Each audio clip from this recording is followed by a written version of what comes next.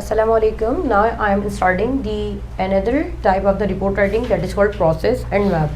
I don't know कि इसका और नाम क्या है, लेकिन इसको ज़्यादातर according to my past experiences एक टाइप जो हमारी रहती है इसको प्रोसेस एंड अनदर को मैप कहते हैं। इन दोनों टाइप में से ज़्यादा इंपॉर्टेंट मैप वाली टाइप है, ये ज़्यादा आती है। सबसे पहले हम डिस्कस करेंगे कि मैप की डायग्राम होती क्या है और क्या ये रिपोर्ट राइटिंग का पार्ट है। ऑफ कोर्स ये रिपोर्ट राइटिंग का पार्ट है, क्योंकि मैप के नाम से ही आपको अंदाज़ा हो जाना चाहिए कि आपको एक ऐसा मैप गिवन होगा जो कि कंटेन करता है एक ख़ास लोकेलिटी के मैप पर, लेकिन two years of experience. For example, एक मान लेते हैं कोई डाउनटाउन कोई एरिया है, उसका 10 साल पहले का कोई मैप दे देंगे और एक अब का मैप दे देंगे, और उन मैप में वाज़े तौर पर कुछ चेंजेस नज़र आ रही होंगी। कुछ एरियाज़ सेम रहते हैं, कुछ एरियाज़ बिल्कुल तब्दील हो जाते हैं, और कुछ एरियाज़ ऐसे होते हैं जिनको ख़त्म करके जो इरोडेड होकर उनकी जगह new introduction of the areas हो जाती है। ये वाली टाइप बिल्कुल पुरानी टाइप के साथ मैच करती है। Introduction, overview, body para 1 and body para 2। आपके पास वाज़े तौर पर 2 डायग्राम्स गिवन होंगी। मैं यहाँ पर अभी कोशिश करती हूँ कि आपको मैप दिखा दूँ और इसके साथ ही कोई क्वेश्चन भी आपके साथ शेयर कर दूँ। अब हम आगे बढ़ते हैं अपने मैप वाली डायग्राम की तरफ। आप देख सकते हैं आपको कुछ 2 डायग्राम्स के यहाँ पर मैप गिवन होंगे, एक 2001 एंड एक 2002। 2001 एंड 2002 का मतलब ये है कि यहाँ पर वो कोई और आपको कोई और सा भी ईयर दे सकते हैं। For example 2010 and 2012 for example. अब आप देख सकते हैं ये आपके पास डायग्राम्स है। डायग्राम के साथ में कभी कभी वो आपको ऐसे करके डायरेक्शंस भी दे देते हैं। अगर डायरेक्शन दे देते हैं तो ठीक है, अदरवाइज़ आपको खुद भी पता है कि south, east, west and north क्या होता है। आपने कुछ भी नहीं करना, जो क्वेश्चन गिवन होगा आपने इसकी पैराफ्रेजिंग करनी है, और जो भी आपने मैप में देखना होता है। फॉर एग्जांपल, कुछ एरियाज़ प्रीवियस ईयर से यहाँ तक सेम रहे होंगे, कुछ बिल्कुल चेंज हो गए हैं, कुछ में न्यू इंट्रोडक्शन आया है, और कुछ बिल्कुल ख़त्म हो गए यानी एरोडेड हो गए। आपने ओवरव्यू करते वक्त सेम इंट्रोडक्शन एंड एरोडेड आइडियाज़ को लेकर चलना है। मैं इसका ओवरव्यू यहाँ लिखती हूँ, फिर आपसे डिस्कस करती हूँ। स्टूडेंट, अब हम आगे बढ़ते हैं और इस टाइप का आपके पास क्वेश्चन गिवन है। ये question the given map gives the detail, so I think the same pattern we normally follow. So introduction में जो पैराफ्रेजिंग है ये आपने करनी है। ओवरव्यू बताते वक्त मैंने आपको बताया था मैप वाली टाइप में कुछ एरियाज़ ऐसे होते हैं, कुछ एरियाज़ सेम रहते हैं, कुछ चेंज हो जाते हैं, कुछ में न्यू इंट्रोडक्शन आती है, और कुछ बिल्कुल इरोडेड हो जाता है। तो आपने कोशिश ये करनी होती है कि ओवरव्यू का पैराग्राफ इंट्रोडक्शन के जितना ही बराबर रहे, क्योंकि ज़्यादा हमें वर्ड इसमें एक्सीड करने नहीं होते। सो आप किसी सेम एरिया की बात कर लेंगे, इंट्रोडक्शन की एंड इरोडेड की। पढ़कर देख लेते हैं। Overall it can be seen that, ये बात मैं आपको बता चुकी हूँ कि ये वाली लाइन हमारी हर टाइप में राइटिंग के ओवरव्यू में सेम रहती है। Overall it can be seen that cottages area from A to E remained unchanged. आप देख सकते हैं डायग्राम में ए टू ई का जो हमारे पास डायग्राम का पार्ट है कॉटेजेस, वो अनचेंज्ड रहा, उसमें कोई तब्दीली नहीं आई। एज द रिसेप्शन, यानी रिसेप्शन जो है ये भी हमारे पास सेम रहा था। तो इस तरीके से मैंने एक स्ट्रेटेजी को फॉलो किया। Surprisingly the sports area got eroded. Got eroded का मतलब होता है बिल्कुल ख़त्म हो जाना। स्पोर्ट्स एरिया मुकम्मल ख़त्म हो गया। As the shops and there was the, तो इसका मतलब जो इरोड हो गया यानी जो ख़त्म हो गया, मैंने उसकी भी स्ट्रेटेजी कवर कर ली।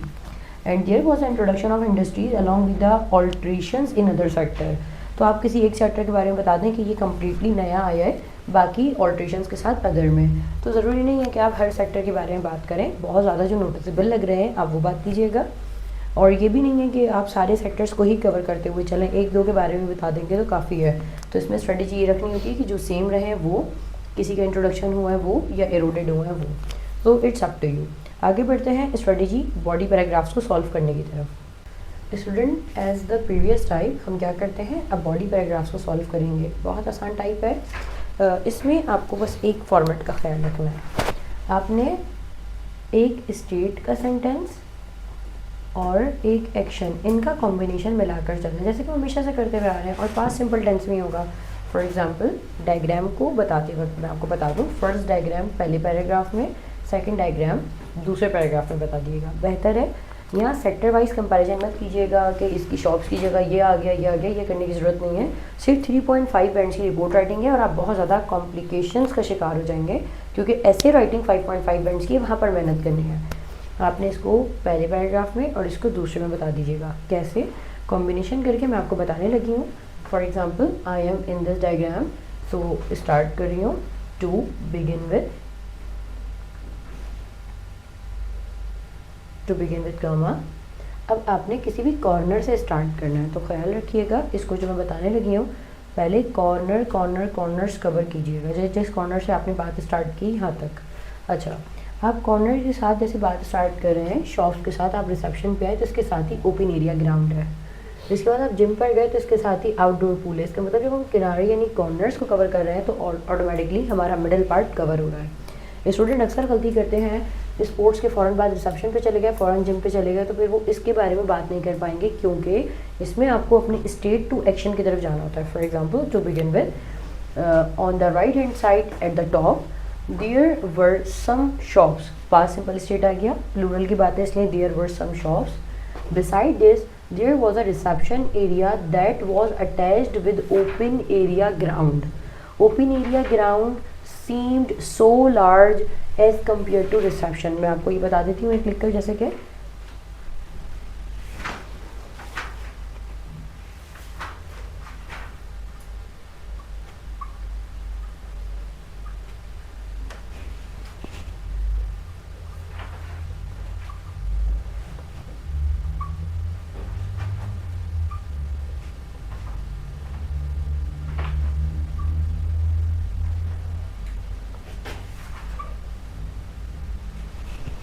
जैसे मैंने ये बात लिखी बॉडी पैरा 1 की, अब मैं इसके साथ ही कर रही हूँ।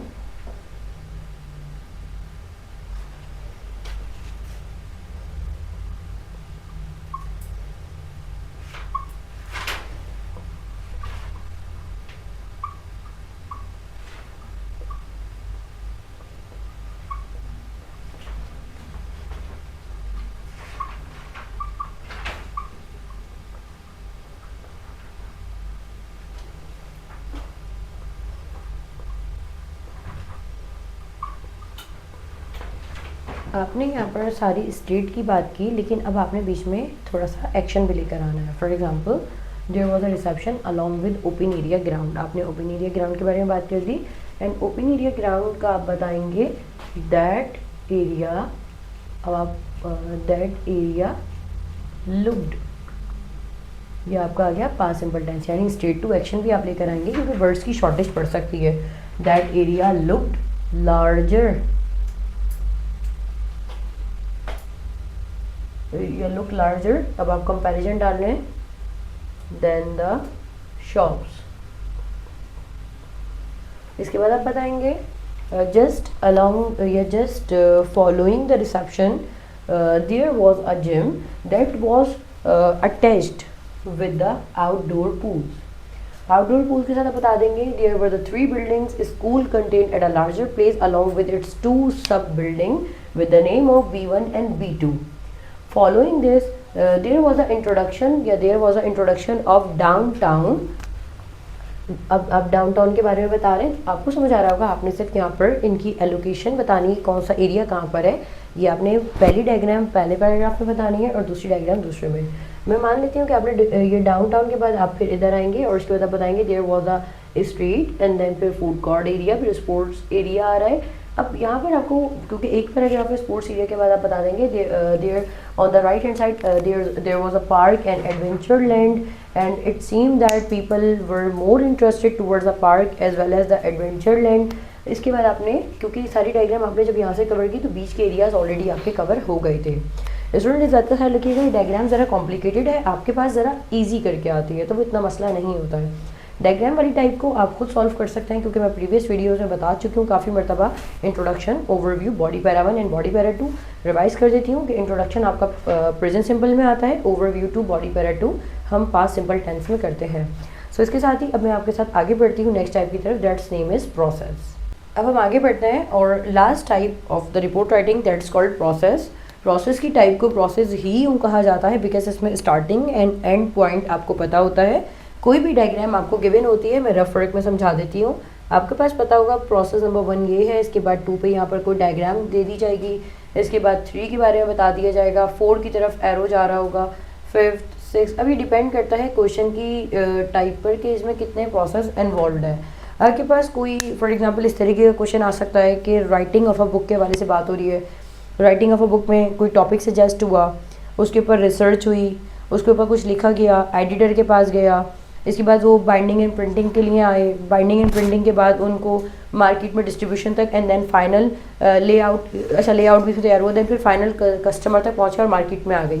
आपके पास ऐसे करके कोई डायग्राम आ गई। या फिर आपके पास कोई इंसेक्ट का इन्होंने प्रोसेस दे दिया कि भाई एक एग है, एग को इतना टाइम लगा, उन्होंने कुछ फूड वगैरह जैसे मलबरी लीफ खाया, इसके बाद फिर वो लार्वा में कन्वर्ट हुए, लार्वा के बाद वो कोकॉन में आ गए, मतलब वो आपको बताने लगे हैं कि 1 बाय 1 ऐसे करके कोई प्रोसेस है। इसके अलावा आपको कुछ ऐसे डायग्राम मिल सकती है कि क्रूड ऑयल है, उसको माइनिंग प्रोसेस के थ्रू निकाला गया, क्रूड ऑयल को निकाला गया, उसको रिफाइनिंग हुई है, फैक्ट्री में लेके गए हैं, लेबर्स हैं, पैकेजिंग हो रही है, उसके बाद डिस्ट्रीब्यूशन हो रही है, डिस्काउंट मिल रहा है, फाइनल कस्टमर ले आया है। तो आपको ओवरऑल ऐसे करके कोई प्रोसेस मिल रहा होता है। इसकी डायग्राम मैं आपके साथ पिक्चर में यानी वीडियो में शेयर कर दूंगी, आप देख सकते हैं। तरीक़ेकार सिंपल रहेगा। स्टूडेंट यहाँ पर 2 तरीके हैं। जो प्रोसेस वाली डायग्राम है आती बहुत आसान है, लेकिन आती बहुत रेयर है, नहीं आती। जो चीज़ आसान है वो आइल्स में ज़्यादातर नहीं आती है। फॉर एग्जांपल आपके पास कोई डायग्राम आ गई है बुक की, अब ठीक है यहाँ पर बुक के हवाले से बाकायदा वो पिक्चोरियल वे में बताया जाएगा कि वो बुक था, इसके बाद यहाँ पर गया, रिव्यू हुआ, एडिटर के पास आया, ये हुआ। तो ये वाली वो टाइप है जिसमें वॉयलेशन हो रही है आपके टेंस के रूल की। मैंने आपको बताया था तमाम रिपोर्ट राइटिंग में ये बात तो क्लियर थी कि इंट्रोडक्शन आपको पैराफ्रेजिंग यानी आपकी पैराफ्रेजिंग प्रेजेंट सिंपल में, and overview to body para two आपने पास्ट सिंपल टेंस में करना होता था। लेकिन अभी आपको तमाम रिपोर्ट राइटिंग यानी जो प्रोसेस वाले की बात कर रही हूँ, और प्रोसेस और मैप में परेशान नहीं होना है। मैप में 2 ईयर्स का कंपैरिजन आता है जैसे कि अभी हमने थोड़ी देर पहले देखा था, लेकिन प्रोसेस में आपके पास ये ऐसे करके प्रोसेस यानी बाकायदा व्यूज़ और एरोज़ की मदद से आपको समझ आ जाता है कि ये प्रोसेस है। इसका नाम ही प्रोसेस है क्योंकि एक के बाद एक ये प्रोसेस से गुजरता हुआ जा रहा है। इस वाली टाइप में इंट्रोडक्शन से लेकर लास्ट यानी बॉडी पैरा 2 तक सब कुछ हम प्रेजेंट सिंपल टेंस में देखते हैं।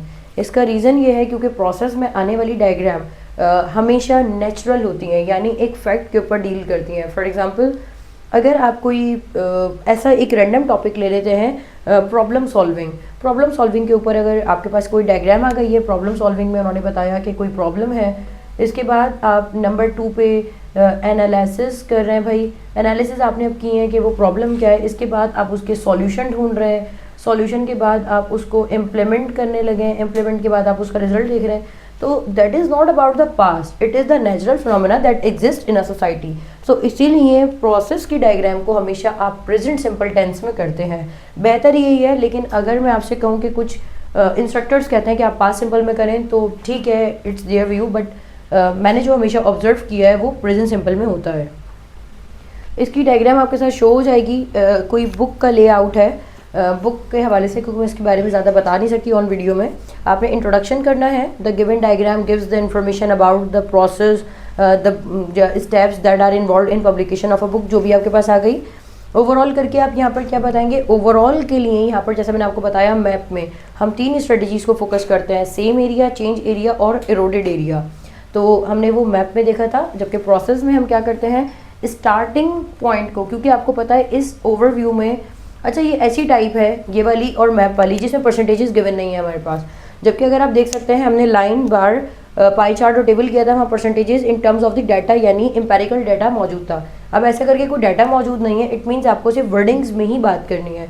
तो वर्डिंग्स के लिए आपको अपनी बात को एक्सपेंड करना आना चाहिए with the help of some connectors. For example अब आप यहाँ पर बताने लगे हैं ओवरव्यू में, तो ओवरव्यू में कोई डायग्राम है, आप क्या करेंगे यहाँ पर, overall it can be seen that the writing of a book या the process of writing a book starts from, जो भी नाम है वो, और it gets ended, it gets क्योंकि प्रेजेंट सिंपल टेंस है तो एस और एस का बहुत ख्याल रखना है आपने, it gets ended to the stage of this. बस इसका ओवरव्यू ज़्यादा हो ही नहीं सकता। इसके बाद अगर डायग्राम में आप देख सकते हैं अगर 10 स्टेप्स इन्वॉल्व हैं तो 5 को आप पहले पैराग्राफ में ले जाएं और 5 को दूसरे पैराग्राफ में ले जाएं। और अगर आपके पास 2 करके गिवन है, फॉर एग्जांपल उन्होंने एक ऐसी डायग्राम आपको दी है जैसे कि कोई लार्वा का प्रोसेस है, वो नेचुरल प्रोसेस है कि वो उसकी बर्थ हो रही है, उसके बाद फिर उसने कुछ खाया, वो बड़ा हुआ, फिर 4 से 6 हफ्ते का टाइम लिया, मज़ीद थोड़ा बड़ा हुआ, कोकॉन में कन्वर्ट हो गया, वो इसका एक नेचुरल प्रोसेस है। उसके बाद इन्होंने बताया कि उसी लार्वा से बनने वाली एक प्रोडक्ट जो थी उसको इंडस्ट्रियल लेवल पर भी यूज़ किया गया। तो आपने क्या करना है, पहली वाली डायग्राम को पहले पैराग्राफ में बताना है, दूसरी डायग्राम को दूसरे में बताना है। मैं आपके साथ यहाँ पर बोर्ड पे ज़रा थोड़ा सा इसका रफ वर्क शेयर करने लगी हूँ। स्टूडेंट, अब आपके पास ऐसे करके एक डायग्राम आ गई है, क्योंकि ये पिक्टोरियल वे में है तो मैं इसको परफेक्शन की तो बात नहीं कर सकती, लेकिन आपको बताने का मकसद ये है कि आप देख सकते हैं यहाँ पर कोई एग है, फिर फूड में आया, then process number 3 larva, number 4 में कोकॉन, एंड नंबर 5 में ये एक मॉथ, यानी एक फाइनल लार्वा का स्टेज जो था वो फाइनल फ्लाई हमारे पास कह सकते हैं बी में कन्वर्ट हो गया है। इसके बाद यहाँ पर आप देख सकते हैं कि ये कोकॉन जो यहाँ पर एक तरीके से सेकेंडरी स्टेज पे था, वो यहाँ पर नंबर 6 पे सेलेक्ट हुआ, यानी प्राइमरी स्टेज बन गया। इसके बाद ये अनविंड हुआ है, थ्रेड में कन्वर्ट हुआ, इसके थ्रेड बनाए गए हैं।